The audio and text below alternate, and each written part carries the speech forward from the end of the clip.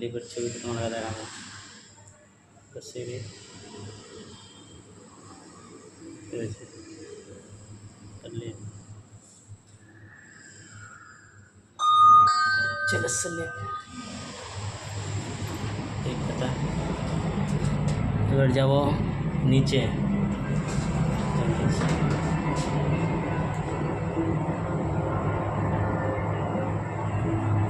দেখো একটুতে চলে আসবো, 2 মিনিটের মধ্যে চলে আসবো। এখানে ফোন করার জন্য লিফট টাইম পেয়ে যাবে, ফোন করা হবে। চলে এলাম নিচে।